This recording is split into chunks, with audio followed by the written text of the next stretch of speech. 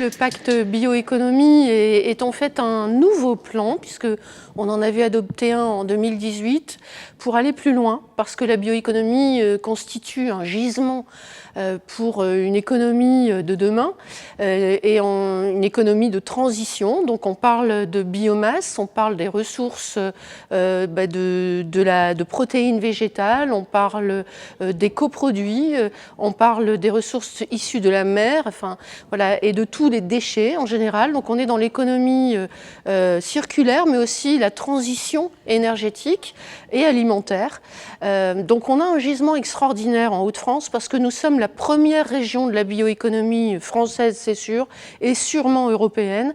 Grâce à notre biomasse énorme, on a 2,2 millions d'hectares cultivés et on a une façade maritime, et donc toutes nos ressources concourent en fait à cette économie déjà fortement. On a une industrie agroalimentaire, notamment le Safre, Ingredia, mais on a aussi Innovafeed pour la protéine d'insectes, la protéine végétale, le lin, le chanvre, en fait tout ce qui pousse et qui a un bilan carbone faible, qui nous nourrit ou qui permet de créer des matériaux biosourcés. Le méthane issu de nos méthaniseurs qui utilisent le lisier ou des déchets, c'est tout ça la bioéconomie. Donc on est vraiment bien placé, c'est ce qu'il faut retenir. Et on a essayé ces dernières années, on a avec réussite, de structurer en fait un peu toute cette filière assez énorme.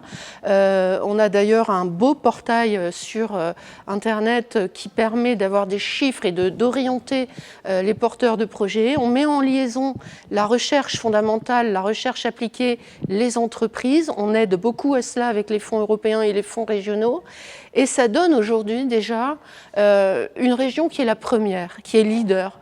Alors ce plan, il veut aller encore plus loin, avancer plus vite, structurer encore mieux chacune des filières. Et on a vraiment, avec Frédéric Motte, porté cette délibération comme un acte structurant. On travaille aussi avec des régions comme Grand Est et Normandie qui ont à peu près les mêmes caractéristiques que les nôtres pour gagner en lisibilité et aller plus vite dans la structuration de cette économie de demain.